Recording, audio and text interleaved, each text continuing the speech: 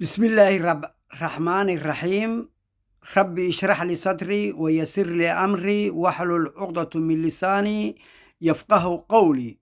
وسلسلة دي بانديق قربا كحرا صومالي ودن أيا إسكاله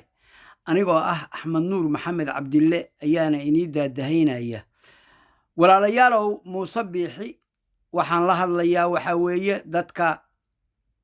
رير إسحاق iska qabta ayaan ini leeyahay caruurta yuusan idinka dhammaynin dalka yuusan baabi'inin baahi yaan loo dhimanin waa qof keliya waxa aan ini leeyahay idinkoon kala harin isugu tago oo ninkaa meel iska fariisiya meelna isaga xira walaalnimo ayaan inii siinayaa digniintaas waxa weeye sida ugu habboon dadka dagaaladu hadda kaabiga ay u saaran yihiin ee dhallinyarada yaryar ee lasoo khasbay naftiinnii dhacaankiinnii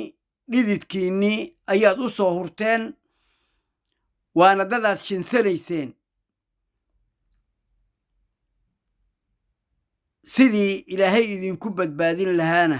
falankeeda qabta idinkaa garanaya eh taas reer isxaaq ayaan leeyahay gebi ahaan SSC ayagu waa xaqudirir cidna ma ay gardaraysanayaan nin soomaaliyeed dhiiggiisana ma ay doonayaan koodii baa la xalaalaystay koodii baa fuustooyin laga buuxsaday koodii baa meel walbaba magac la'aan haybad la'aan qiimo la'aan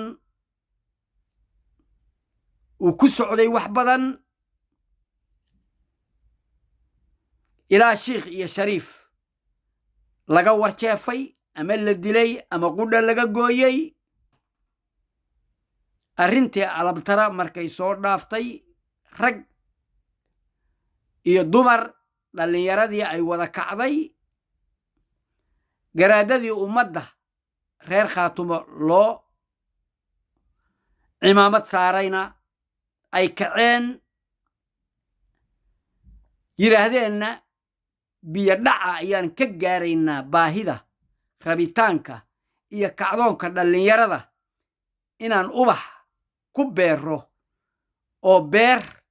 ka samayno waajib bay nugu tahay oy ayideen waxa weeye soomaalidu waxay tiraahdaa rag tashaday cir waa toli karaan taa ka labadiisi markay sidaa isugu duubteen SSC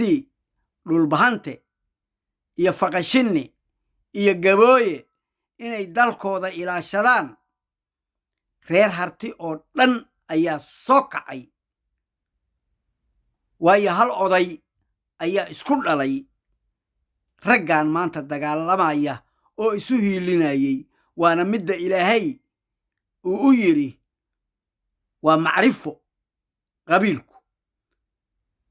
markii walaalkaa laga gardaran yahay dee ilaahay baa yidhi u hiili walaalkaa halkaa ehlu janno ayay kulli ka wada noqonayaan marka niman yahow muuse biixi iyo cinwaankiisa dadkii ahaa inkaar baa haysata allah u naxariistay maxamed siyaad barre markuu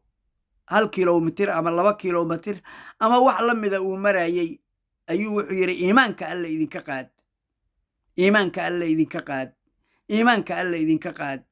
sababtana wax kale uba u dhihinine ninkaa dalna ma dhicin asagaaba dhulkiisii iyo wixii uu lahaa ummadda soomaaliyeed maalintii xilka uu qabtay u hibeeyey sida guriga shaqaalaha maxamed siyaad baa dhulkaas lahaa ilaahay jannadii ha ka waraabiye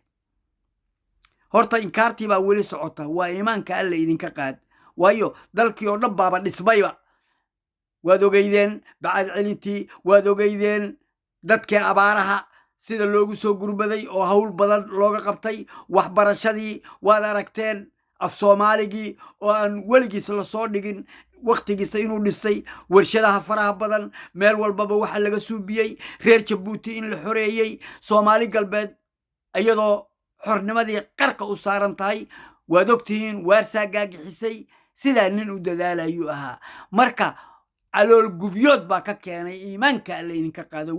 wasuu u rabay dalku inuu dhismo oo magac iyo haybad wiilkan haddeer ka tegayna sidoo kale maxamed cabdullaahi farmaajo nin qiimo leh darajo leh hab leh nidaam leh uu noqday oo ahaa sida loogu kacayna aad ogeydeen